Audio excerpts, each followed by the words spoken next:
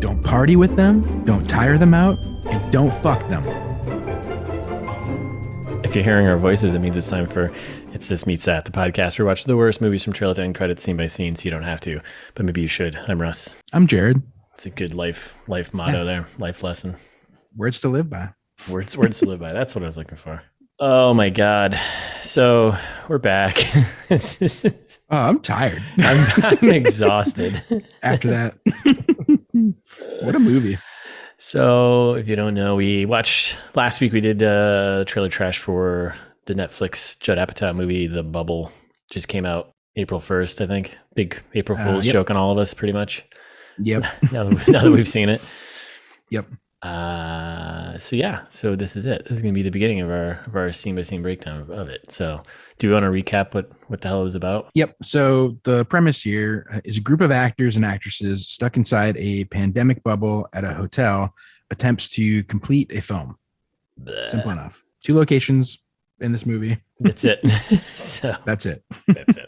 Our expectations from the trailer. I think I nailed devastating. it. I think I nailed it. What did you say was going to happen? Well, I said my real one was that the helicopter scene was the end of the movie, and that was him. Oh yeah, Keegan-Michael Key flying them away. Was it the end of the movie? I mean, it was the first false ending, I guess. Yeah, that's true. I guess that's true. That's true. Other than that, I don't even know what we said. I think we're. Well, I said it was going to turn in Jurassic Park. Right. Oh, and they were actually going to. Yeah. That's right. That's right. That's right. The dinosaurs are real. Yep. So really disappointed.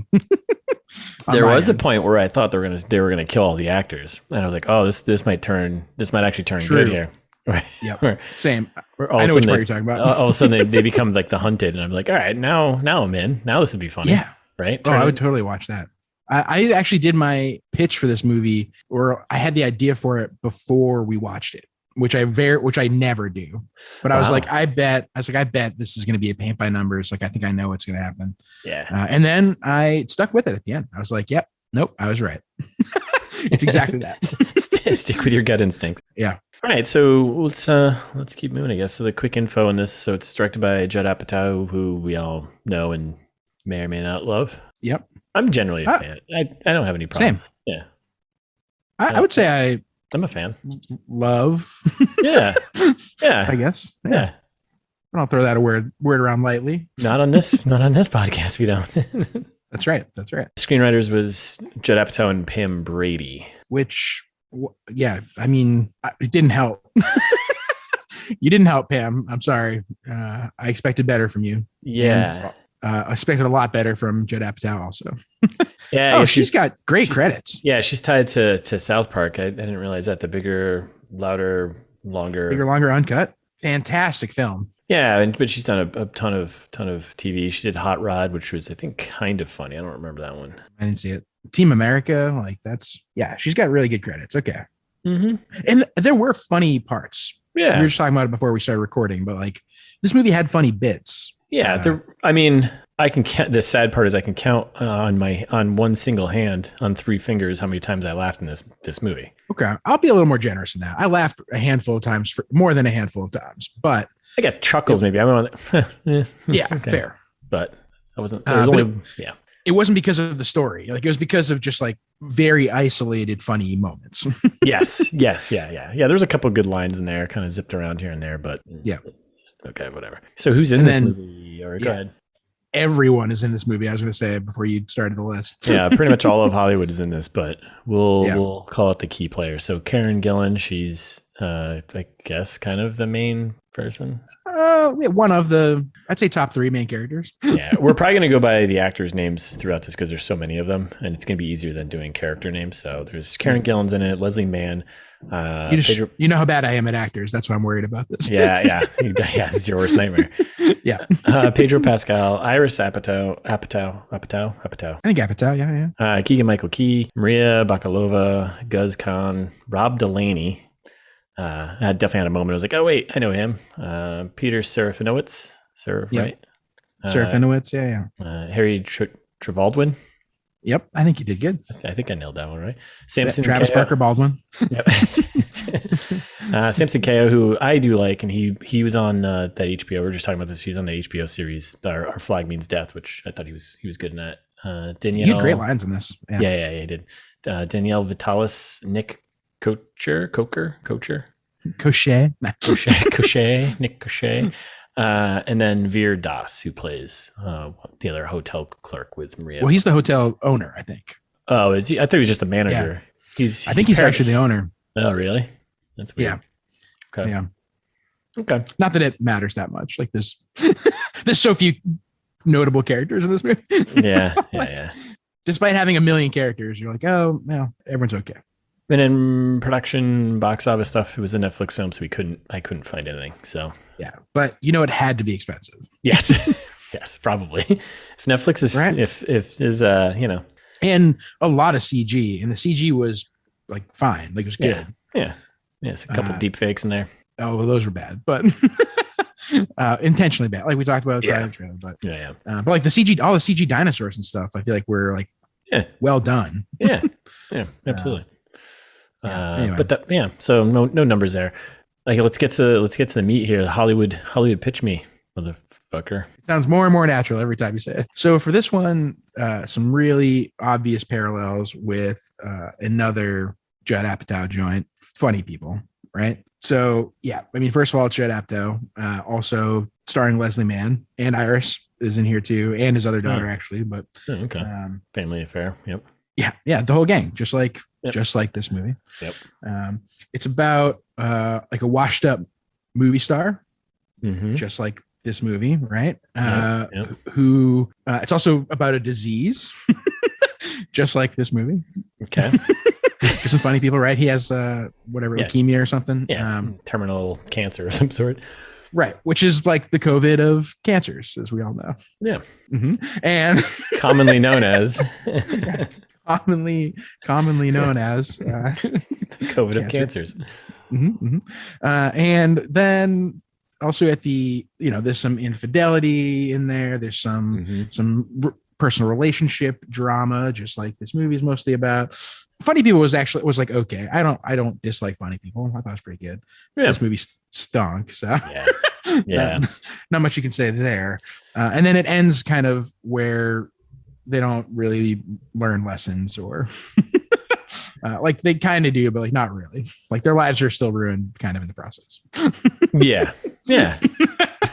So Funny People meets Panic Room. Love Panic Room. Yeah, Panic Room's great. Jodie Foster's joint. K-Stew. And K-Stew. Yep. Favorite here at ITMT. That's true. That's very true. No overlapping cast as far as I know with that one. But the underlying premise here of, as everyone knows, the Panic Room is about wealthy people being out of touch with mainstream America. These jerk wealthy people that have a panic room with millions of dollars floating around inside. And like with the hero Forrest Whitaker and Jared Leto. Oh God. Like come in to try and liberate the bonds from the panic room. It's a great way of looking at it. Just like this movie. About rich people that are out of touch with mainstream America. All right, I buy that. That's good. Thanks. Okay. All right. What do you got? All right, so I went pretty dark here. So yeah, I went. It's Cube meets The Shining. I don't think I've seen Cube. What's Cube? So Cube is a little 1997 kind of mystery horror movie where basically Dante's Peak. This is Dante's Peak of 1997. It was it's basically like there's 6 complete strangers, although in our movie they're not total strangers, but it's just people being trapped with varying personalities. They're trapped in like this cube, and they kind of figure out how to get out, but it's like an endless maze containing deadly traps. Oh, okay. So fair enough. Okay. Right. Do you see where I'm going with that? I see where you're going. Okay. There's no actor connection. It's just people being trapped inside of a cube, and it's a deadly maze, and like the hotel that they're trapped in, right? Yeah. Okay. How about that? Meets The Shining. Now I'm going with The Shining from the perspective of Fred Armisen's character as the director.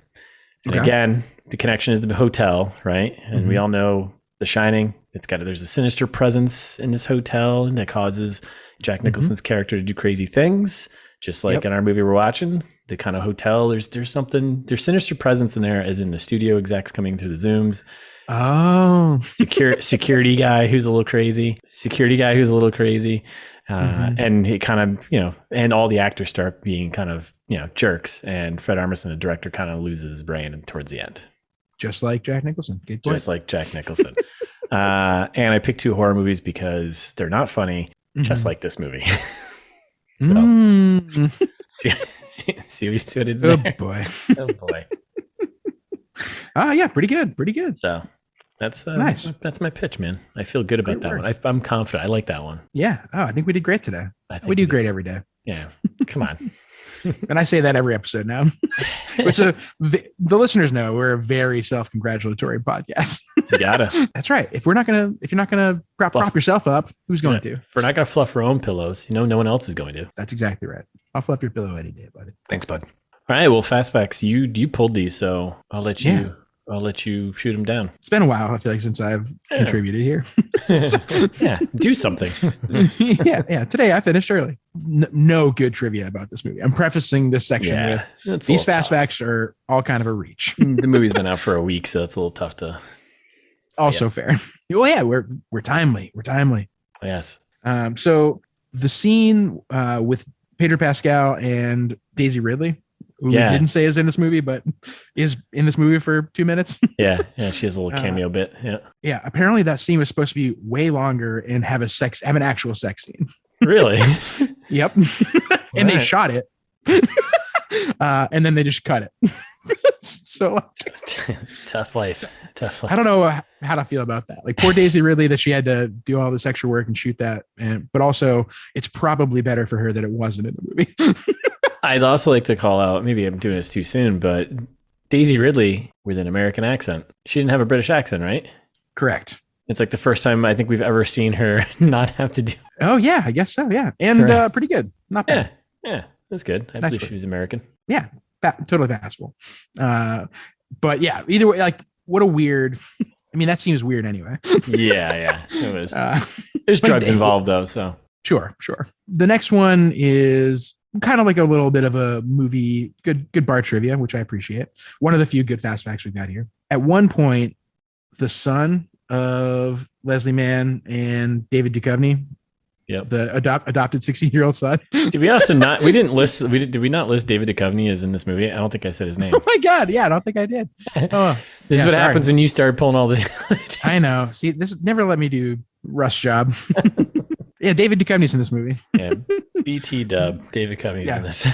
Like possibly the most famous person in this movie. I mean, they're all pretty famous, but yeah, he's up there. Yeah, but like he's been around for a while. Unmissable. Yeah, embarrassing.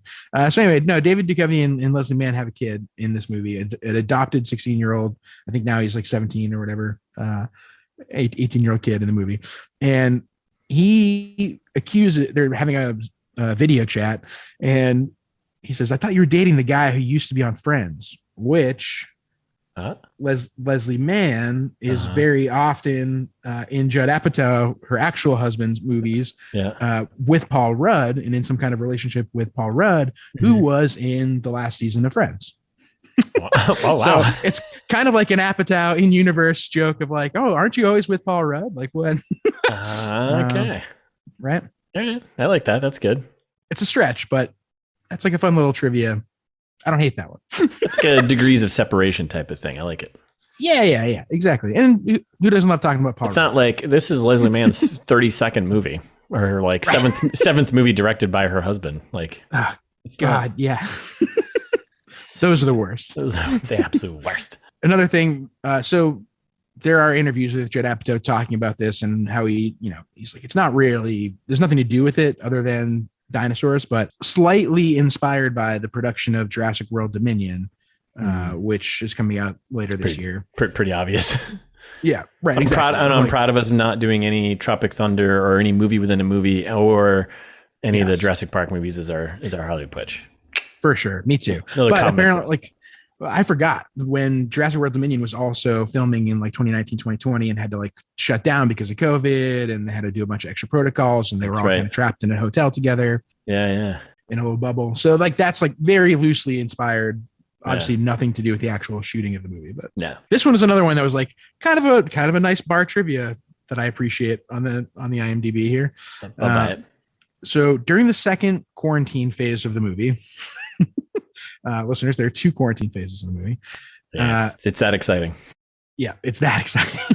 Pedro Pascal's character paints in the dark a copy of a real painting, Saturn Devouring His Son, which is a Francisco de Goya painting, like super famous. And apparently he like when he was kind of losing his sanity a little bit, he also painted that painting on the walls of his house, just like in like a fever dream kind of thing, like just like in this movie. Such a terrifying painting too. Yeah, exactly. So yeah, like kind of a nice nod to Francisco de Goya, I guess. Like what a weird reference, but I like it. Yeah, I'm into it. And then lastly, just got to finish here with David Duchovny interview on this movie. I don't know what to take of this quote. Right? I think we know exactly what to take from this quote. So I'm just going to read the whole thing, let you digest it. I love Judd and his work, so happy to be in that world and making a big comedy at this point in my life. But sometimes you go out there and you're like, this is not the best movie I ever made. So am I going to salvage my own sense of integrity as a person, or say, buy this thing, buy it, and then be like, oh, sorry. The context that you're missing here in the interview was he was being asked, like earlier in the interview, he talked about how there's some elements of lying that you have to do as an actor to promote movies, where like it's very common to be like, oh well, it's one of my favorite movies to work on. Right. Everyone's great. You're gonna bash anything. You're just not gonna say anything at all about it, or you're gonna say complimentary things, right? Exactly. So that was her bringing this back up, saying like, oh well, what would you, knowing that you lie about your movies, like what would you say about this one? That's pretty good. I like it. Yeah. David Duchovny being just David Duchovny as David Duchovny. Yeah, just being unmentioned in the quick info. Yep. Completely glossed over. I was like, wait a second, are we missing someone? There's too many people in this movie. Too many. And I did not remember David Duchovny's name the whole movie. I think one of the only characters I think I actually called his character name in my notes consistently. Yeah, I couldn't even tell you what was his character's name? Dustin. Dustin, that's right. Dustin Duchovny. Old Dusty Ducov. Went incognito pretty deep. All right, well, let's, I guess, get into breaking it down, right? Yep, that's it. Say what you will about Netflix movies, but one of the nice things is like not having a ton of studios at the front. Just boom, boom. Is their tone the same thing as like the Law and Order? Kind of. Boom, boom. Yeah, different notes, but yes. But right. Otherwise, exactly the same. Damn it, Netflix. So this, and just a little listener warning here. So this movie it's 2 hours and 6 minutes long, and it is so much. It is. We're going to probably be moving pretty quickly through like scenes and everything, because there's a lot of like blocks of really quick cuts between all of like the actors kind of riffing a bit. It seems like. Yep. It's just like a giant stitched together sketch. Everything's a sketch. Which sure, that's a lot of comedies do that, but it's like there's no something. There's a handful of long scenes. Yeah, but things are just happening just for the sake of happening. Like there's no reason for them to be there other than like they're trying to have a funny moment put in the movie, and that was it. So yeah, and it's way too long. Could have cut so much. I don't know many comedies that should be 2 hours long. Like, I mean, I can't name any off the top of my head, but like a comedy should be like an hour and a half, hour and 40, like max. Like Funny People, 2.5 hours. Holy shit. Remember? No. That was a long one. Yeah. Wow. Way too long. Like that's why it was not a perfect movie, but enjoyable for the most part. It was also more of a drama, I would say. It was like more of a dramedy, right? Yeah. So. Yeah, I guess. Yeah, it's like a drama about comedians. So, but we definitely don't need a 2 hour long comedy, though. And Judd Apatow just doing it again. I think a lot of his movies are pretty long. Like Pineapple Express is pretty long, isn't it? Isn't that like close to 2 hours? I don't know. Is Pineapple Express Judd Apatow? I don't know if he directed that, but I think he was certainly involved in some shape or form. Yeah, hour and 45 minutes. Yeah, he wrote it. Yeah, looks like he produced it. Anyway, yeah, I feel like he's got a history with comedies that are longer than they need to be. We get we have title cards. Dawn of the New Millennium, the 23rd biggest action franchise of all time was born. Mm-hmm. And then we get like the Cliff Beast, cheesy looking. All the posters. Yeah, all the movie posters of the 5 previous or 6 previous. Was it 6 or 5? 5. They're making the 6 now, right? Yep. All the movie posters. So you got Re-Extinction, Oceania, Beijing Beast, Space Fury. So, yeah, just to give it a sense. Yeah. Legends. And then we cut to another title card. In the early days of the pandemic, the world faced a painful shortage of new film and television content. This is a story of the making of Cliff Beast 6 and the brave people who fought heroically to bring distractions to humanity. Yeah, very okay. It's we know what it's trying to do. Yes, and then we get the bubble title card, very Jurassic Park-ish. It was cool. I mean, face font there. Very Jurassic Park meets Judd Apatow. I feel like that style of cartoon kind of drawing. Yeah. Yeah, it was cool. Yeah. And then we cut to the hotel, the shot of the hotel somewhere in England. Not to belabor the point of the length, which we've already done, but like a lot of the movies we cover on this podcast that are 2 hours and change or around that mark, they always have 10 to 15 minutes of credits. This movie, almost no wasted time. Like it is longer than 2 hours. Yes. the content of the actual movie. Content. Yeah. Yeah, there's not 10 minutes of credits in this movie because it just starts and then even the end, it's like it's still running through the credits. So all the way. Yep. So interesting to know. All right. So then we jump off with a meeting with the producers, right? Production team meeting, and we meet the health wellness officers, right? Or at least one of them. Hilarious. Basically just getting prepped. And I think this is where your quote from the beginning comes from, right? Like, don't talk to them. Just be nice to them only when they're about the movie, blah, blah, blah. So Serafinowicz here is the main producer. Gavin is the character's name, which we won't be using, but instead we're going to say Trevaldwyn and Serafinowicz. Damn it. We're just going to, we'll figure it out as we come to him. So Serafinowicz is telling Trevaldwyn and other characters like, okay, don't fuck them. Don't party with them. Don't do any of this shit. Like you're just here to do your job. And they're like, but what if we become proper friends? Like, like don't stop. Yeah. Just like kind of a setup for, I guess, some jokes throughout the movie, but it doesn't really work. It's unnecessary. Cut this whole scene. Yeah. Cut number 1. You're now down to 2 hours and 3 minutes. Yeah. I'm going to do this a lot, I think, in this movie. We should do that. We should just like say where we can cut this and like get the movie down to like an hour and 45 and be like, boom, there you go. Yeah, there's 3 minutes here that don't need to be in the movie. Got that. Then we cut to Karen Gillan's character, Carol. She's meeting with her agent, Rob, who's played by Rob Delaney. Yep. Wait, you said you knew Rob Delaney from stuff. He looks kind of familiar to me, but like, do we know what stuff he's in? He played Peter in Deadpool 2. You remember that? Like, just a normal guy. He was just like he was just a normal everyday dude. Okay. Yep. Yeah, because that's what he looks like. Yeah. Yep. Yeah. I mean, he plays the part. Just a guy, which I appreciate. Just a guy. The world needs just a guy also. So basically we get a little setup for Karen Gillan's character and how she skipped out on the last Cliff Beast movie because she didn't want to do them anymore or something like that. And said she did tried to do the classic, the agent said that she shouldn't do it or something like that. Like she's acting on advice a lot here. But then she needs a rebound film after her last one.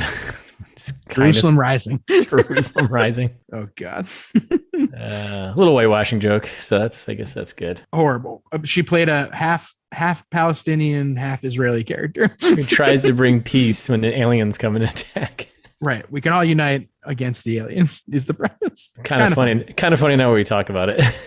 Right. And then that's a joke that they bring up again and again. Basically, he's telling her, hey, you need a rebound film after that because all the reviews were pretty bad about it. So, yeah. And then she gets on about how, it's COVID times and I'm worried about my boyfriend or fiance, whoever that guy, whatever their relationship is. Yeah, or just a boyfriend. Yeah. He's super worried about getting COVID, which is fair. And he's like, no, the safest place in the world right now is a film set, which is also kind of funny.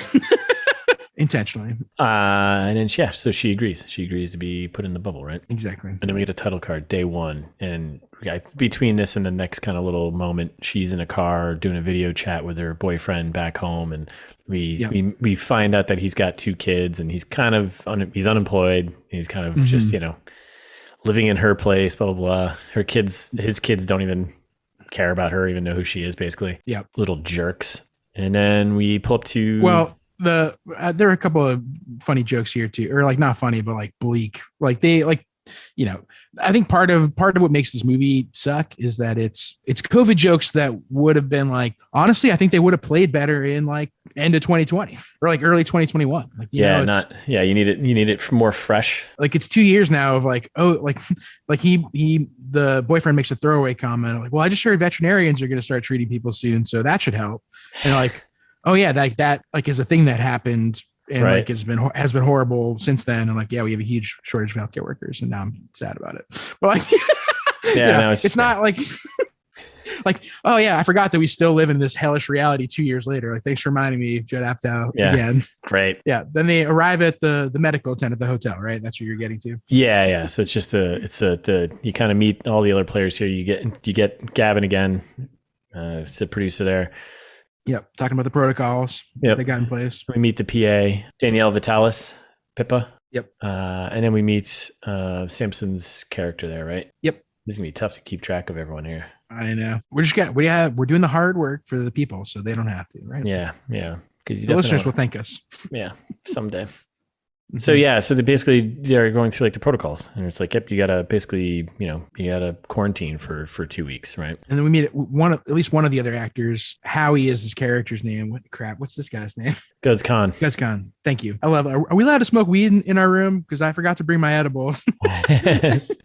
And he's supposed to be the comedy relief for the Cliff Beast movie within the movie, and he's kind of the comedy relief. Well, they're all comedy relief, I guess, really, but also like he's unfortunately only in like not even 3/4 of the movie, probably. Yeah, less than half it, which stinks because he's really funny. Yeah, he's pretty funny. I was gonna say they introduced the idea like you're gonna get locked away in a room for 2 weeks. Everyone has to quarantine as soon as you get here, and then after that we'll get to work. Yeah. So then she gets a quick tour of the hotel, and then her room, and then we get like a quarantine montage. 2 whole weeks of like drinking and watching Love Actually, ITMT alum. Yeah, should check out that one. I was talking to some people last night who brought that up to me directly, saying, "Can't believe you guys did Love Actually. That's a great movie." Bad. And I said, it's not a good movie. Yeah, good. Stand by our words here. 100%. I was like, no, it's not a good movie. I don't care what you say. I question your judgment. Is what I would have said. I question your judgment. Actually, we're not friends anymore. Actually. Thank you for clarifying, and I can delete someone from my contact list. Actually. Love Actually is not all around at the moment. And she also watched there's like another Atomic Blonde. She watched Atomic Blonde. Which I appreciate. Anyway. So she basically pretty much goes through all the stuff that everyone did during quarantine, right? Like, all right, let me go through the stuff. I'll work out. I'll watch movies. I'll work out. And then you realize you're going to lose your brain because you can't talk or do anything else. So, and she kind of loses it. So. And 2 weeks is so little time. I feel like ever since the pandemic, like now I don't even think in 2 weeks. I'm like, oh yeah, I don't say I went for a half an hour walk before the podcast. And I was like, I don't think I've walked outside in 3 days. Like I don't need to anymore. Oh God. Yeah. The concept of time is completely different now. Yeah. What's happening? So anyway, this doesn't seem that bad now. That's the other thing too. Again, this would have played way better. Even a year ago, it would have been played better, I think. Obviously, you can't make a movie that fast, but yeah, because like as we were going through it, I've been like, oh yeah, that's what I'm doing right now. And then they got like a little cocktail party, right, in the hotel lounge or something like this. And then this is kind of where we meet the whole gang. We meet all the other actors, pretty much. This is when we get a bunch of the lines from the trailer, like "You're gonna hate these people soon." Yeah. To Maria Bakalova there. Who said that line? That was the hotel manager. That was Veer Das. Oh, the actor is Veer Das. His character's name is Ranjan. Yeah. And he plays, I think he's a hotel owner or the manager. I thought he was the manager, but doesn't matter. Probably. Doesn't matter. So yeah, we meet all the other actors. We meet Lizzie Mann's character, Lauren Van Chance, and her and Carol have a conversation about her last movie, Jerusalem Rising. And I thought there was a fun little call out about how it's 4% on Rotten Tomatoes. It doesn't go lower. And I was like, actually, it does. It does. We watched a couple of zeros now. Lauren Van Chance, you have not heard of a podcast called ITMT. Yeah. Oh, we should send her an email. And then we meet Iris Apatow, her character Crystal. She's like the young Gen millennial, whatever TikToker person, right? Yep. She's got like 100 million followers, which becomes a thing later on. Yep. And you get a lot of actors just being actors, right? Kind of making very meta, making fun of themselves and making fun of what they do type of thing. Yep. Pedro Pascal being like really, the artsy kind of Lebowski character. Yeah. You should never watch your own shit. Just wipe flush and move on. Pretty funny. And then he's like, him and Leslie Mann's character are talking. He's like, finally, he just looks at her. He's like, I'm sorry, I'm trying to care, but I can't. I'm trying to care, but it's hard. Which is great. Yeah. Then we get some more talking from the health officer, which is funny. Kind of, he has a couple of good throwaway lines, and because Ram as well, right? Mm-hmm. And then we get introduced to Galen Hopper. So this is when we get introduced to her, and she's apparently sold to be the daughter of a stuntman, she doesn't say stunt. My dad does stunts. Right. Unclear what he is. Right. I'm lonely. I'm in hell here, and I want to form an alliance with you. So then we just meet the whole cast here pretty much, and then we get Keegan-Michael Key's character, right? And he's a self-help. He's like self-help like books he wrote and things he's doing, and Karen Gillan's like, so kind of like a cult. He's like, do we even know how to define a cult? What is a cult? Yeah. Who defines cults these days? Yeah, Harmony Ignited is the name of the cult. He's like, it's not a cult. You can leave whenever you want. Like, oh, okay. And then there's some connection with David Duchovny's character Dustin and Leslie Mann's character, who they were married at some point, right? So they go back and forth, and that's adopted. With adopted kid, yeah. And that's a running theme and joke throughout that there, And I get that it's played off as a joke. Yeah, this is listeners will be familiar. ITM gets serious. They play it off as a joke about them adopting this 16-year-old boy. Yeah, but like there are a lot of teenagers in the system that that like need to be adopted. Like maybe we shouldn't make fun of this. It's kind of funny, but also very sad. It's real. The more you know. Yeah, then I think that whole thing wraps up with Keegan-Michael Key meeting Crystal, Iris Apatow's character, right? Yep. And she's like TikTok famous. I think that's her only thing. She's just TikTok famous. She has 100 million followers. Yeah. Which I don't even like this. That's so many people. That's so many people. He wants to do Keegan's like, this is when we find out how washed up he is. And he's like, oh, I'd love to do a TikTok with you. Yeah. She's like, oh, sure. And then that's the end of that scene. And then we cut to dinner. And then this is where we get the speech from Gavin, the producer. Yep. Serafinowicz. And we meet Fred Armisen, who plays Darren, the director. Yeah. Good character. Being very Fred Armisen, it's just. Yes. Wouldn't expect anything less. Yeah. Well, this is when he then does a whole speech about. Yes. Yeah.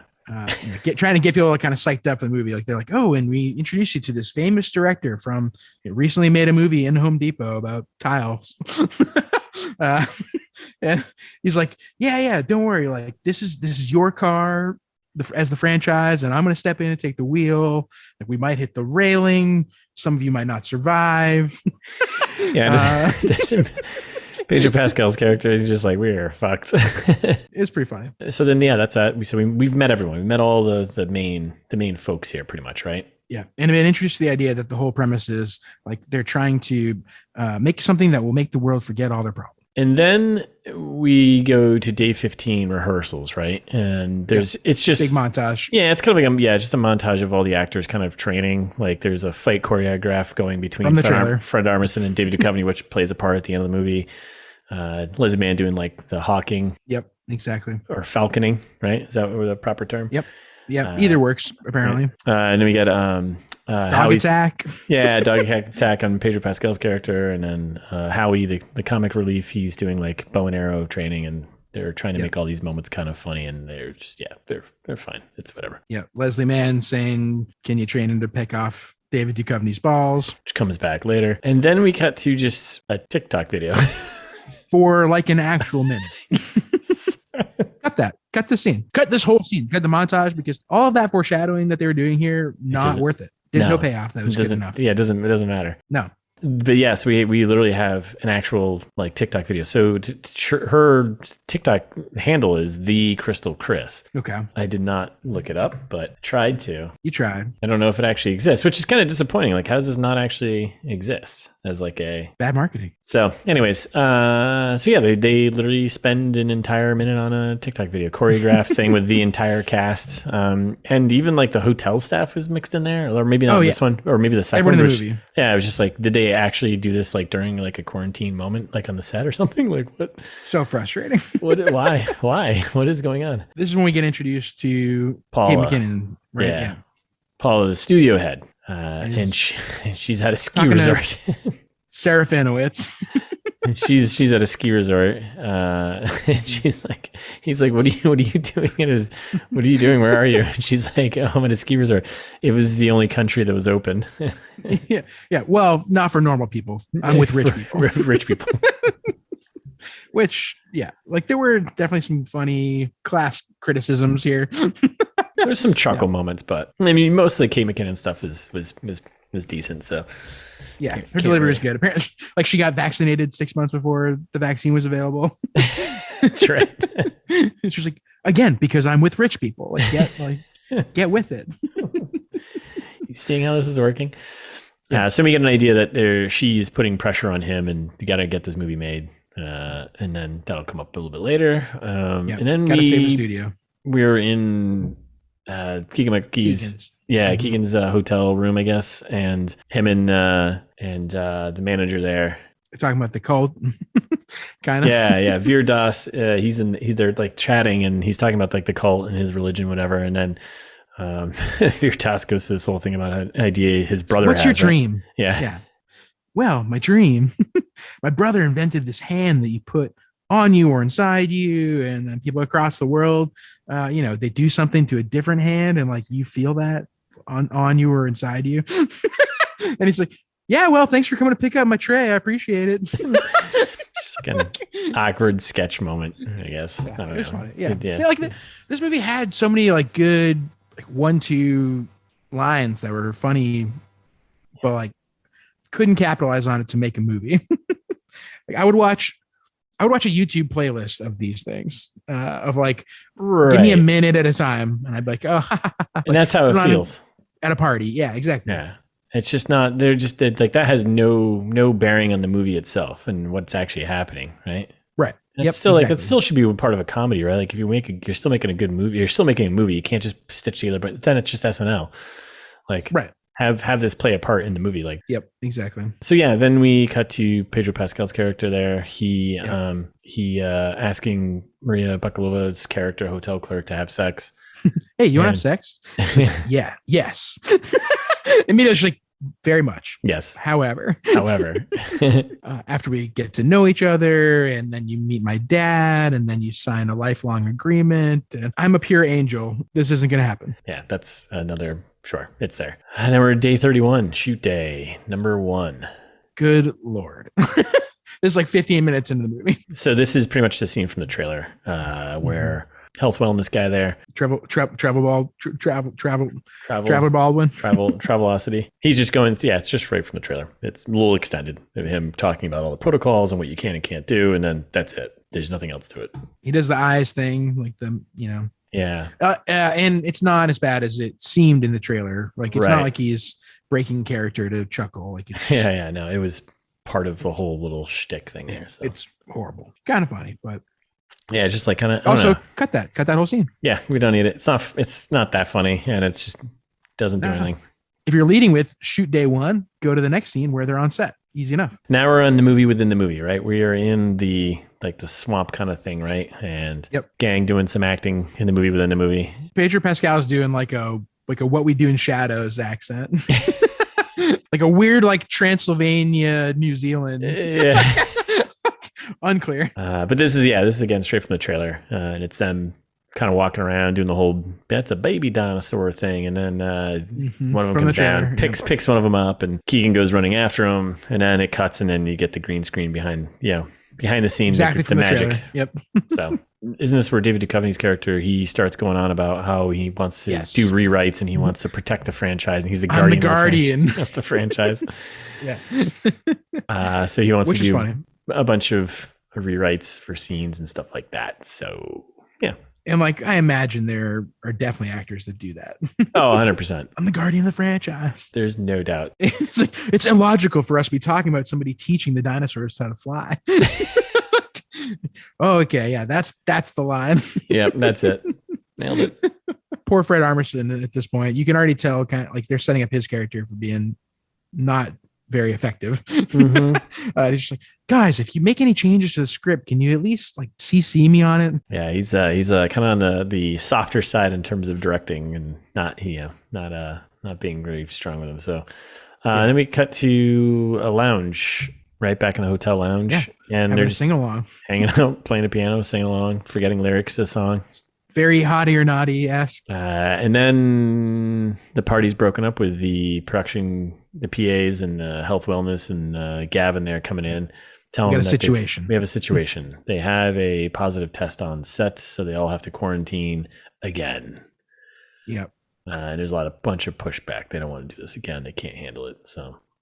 Yeah, I love I feel like the best line in this scene was from Trevaldwyn. The health officer there talking about, he's like, all right, guy, like, this is no joke. I've had the disease 3 times. He's like, first time, it was nothing. Second time, I was in a coma. Third time, I lost my taste and smell and how I feel about people. And I can't wear rings because my fingers change size every day. I appreciate that. Yeah. And this is when we get first introduced to Scott, the EPK guy. Right. He's doing behind the scenes documentary. Exactly. All right, and then we go to a quarantine montage, right? Yep. Testing montage, COVID testing montage, where basically everyone's just kind of having a hard time doing the COVID test with the swabs. Another one. Yeah. Play this joke a year and a half ago. Way funnier. Sure. Yep. Don't need it. No, like, cut that. Yeah. Cut this whole scene. It's now it's just a painful process that people still need to do. Yeah, exactly. Guz Rama's a couple of good lines here, like, I'm gonna kill you and murder your ghosts. But, oh wait, no, sorry, that was Samson Kayo that said that. Yeah.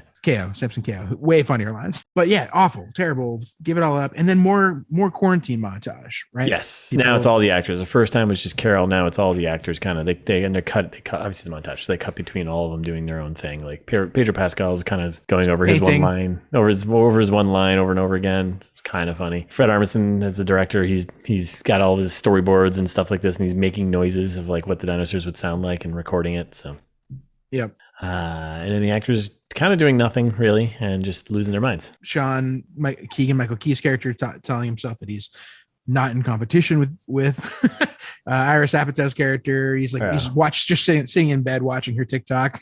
Yeah. There's a lot of that, of the ageism thing within Hollywood, right? Where all the older actors are terrified of this young girl who comes in as just a TikTok, influencer and is on a major movie, and they're who they then cut to, like, you can tell it's written by the older people. Yes. Who, like, because they cut to Iris Apatow saying like, oh yeah, like, I need movie recommendations, y'all. I'm in quarantine. Like, people told me to watch E.T., but it felt kind of racist. So it's funny. That's funny. Yeah. More montage when we're outside having mimosas with Iris Apatow and the stunt daughter here. Galen Hopper, yeah. Carla, she plays Carla. Yep. It's just I'm talking, being awkward. Yeah, apparently they're going to be normal friends, and no one's ever called her normal, which I don't know, gave me a good chuckle too, because she was upset. And then we get a little foreshadowed, a little setup for a payoff later, where we see Keegan's character learning how to fly a helicopter, and by fly, just go up. It's like, I have to do this. My fans will shit their dicks. Which, like, half the funny lines in this movie were things like that, where it's like, okay, it's lowbrow. Yeah. Hey, sometimes lowbrow, it's what you need, Sometimes shit my dicks is funny. And we have the Gavin and Fred Armisen's character. They're sitting there chatting, and Scott there, the EKG BTS guy, comes over and he's just like asking if they should be doing a movie about dinosaurs during like a global pandemic. And like, don't you think people care about other stuff right now? Again, funnier like a year or two ago. Yeah.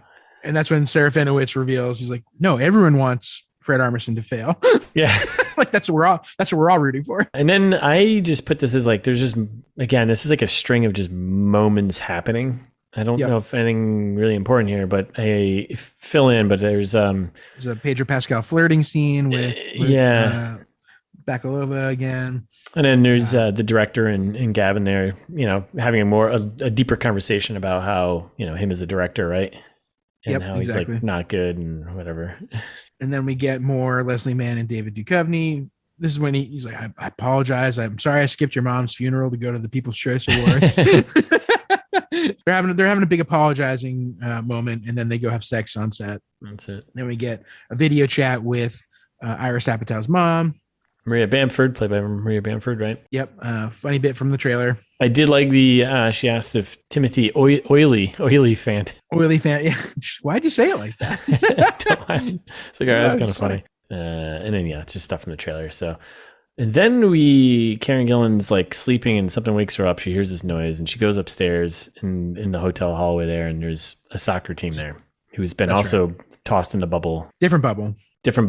And then they have like a very innuendoed bubble conversation. Clearly they just want to sleep with each other. Yeah. Well, right before that, he's talking about how he's such a huge fan and he saw Jerusalem Rising and she's such a good actor for being able to play half Palestinian, half Israeli. Are you actually half Palestinian, half Israeli? She's like, no. Yeah. Wow. What good acting. And then, they do like, we're not allowed to cross bubbles, but if we make a new bubble, and then we're inside each other.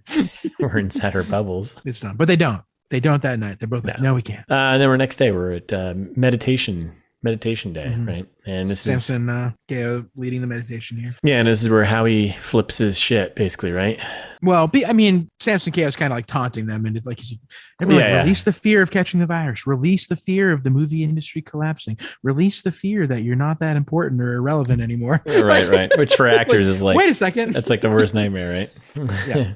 I'm not important anymore. No. And then Guz Khan was like, yeah, I want to leave. I'm bored. Keegan-Michael Key is like, just have you tried Harmony Ignite? And then that's when Harmony Ignite. And then that's when Guz Khan like grabs his dick. And then there's like a weird thing about that. Yeah. And then just walks out.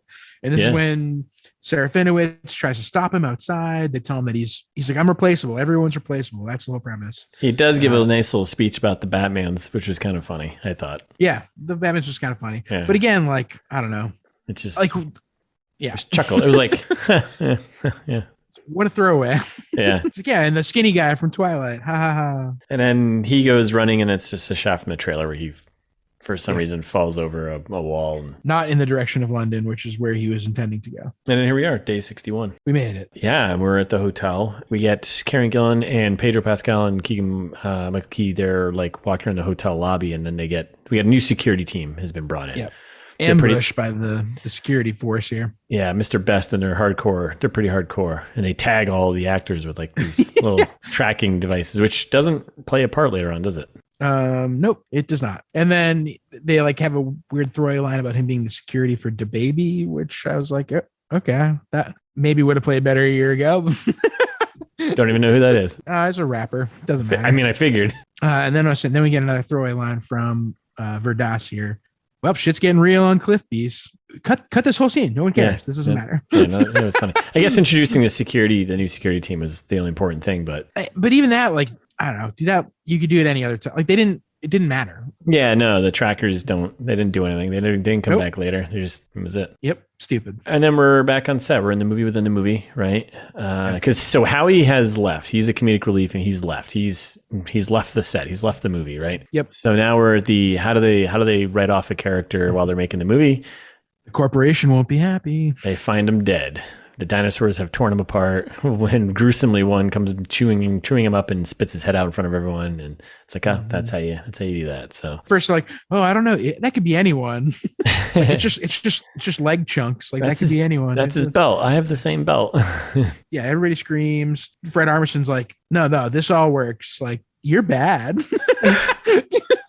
Like, because basically, this is when Serafinowicz is like, no, like fuck Guz Ram.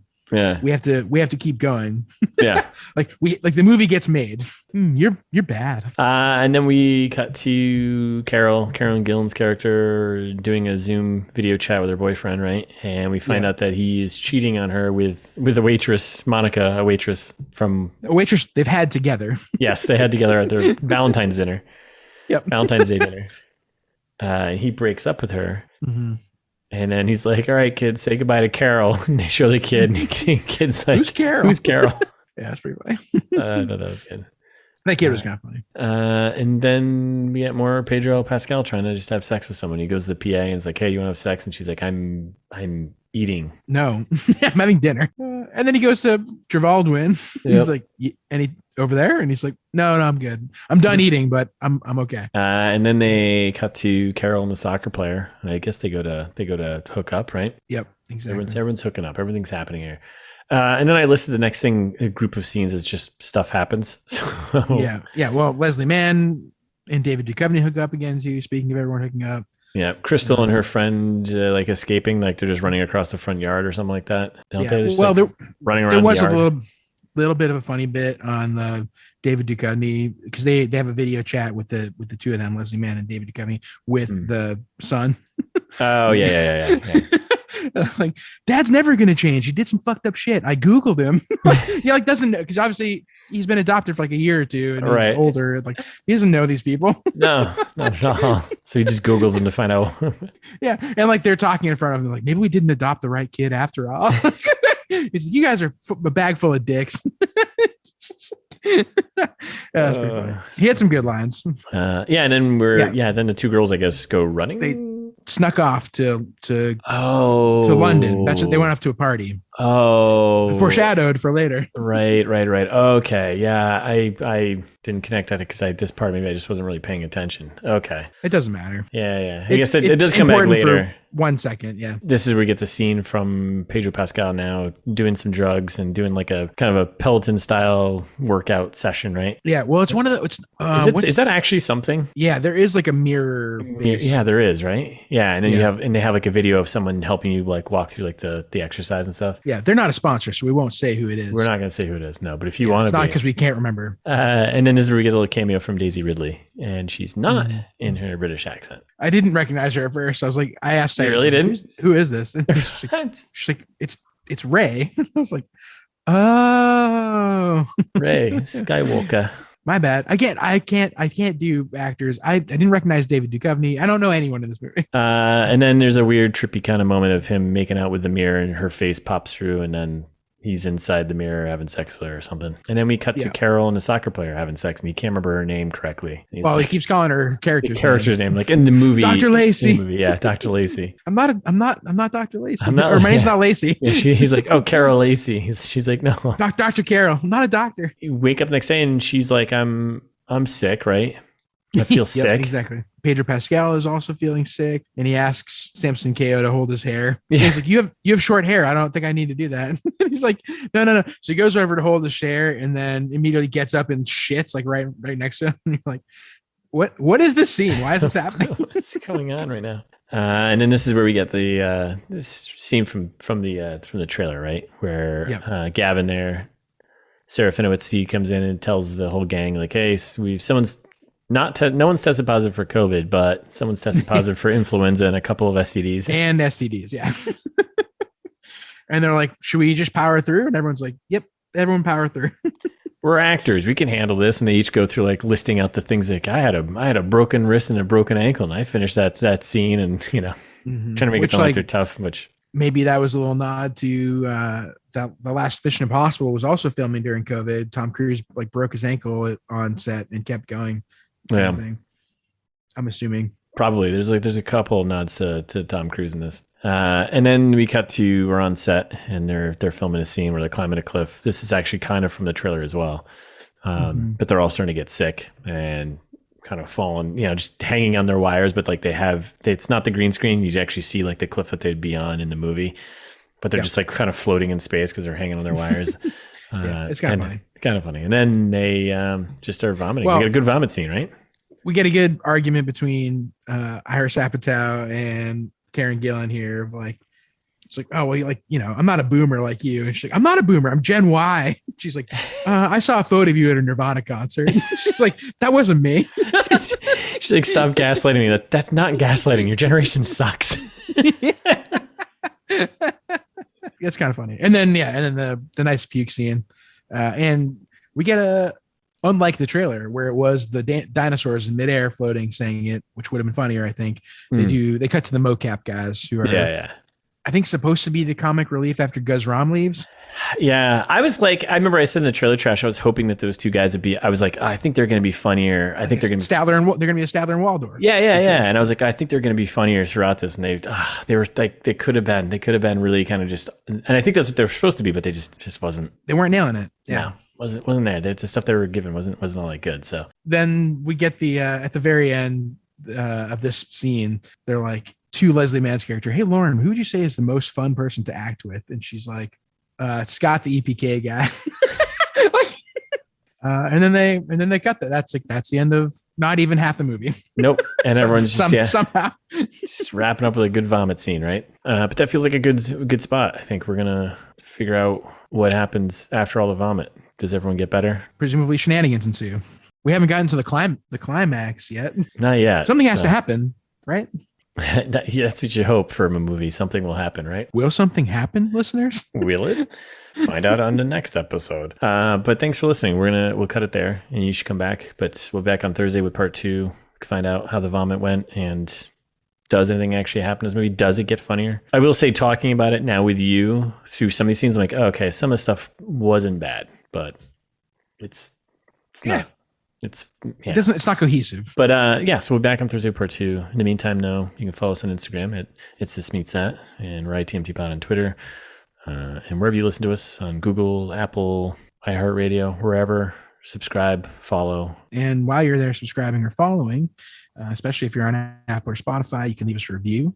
5 stars are appreciated. Thank you to everyone who has already done that. It means a lot to us.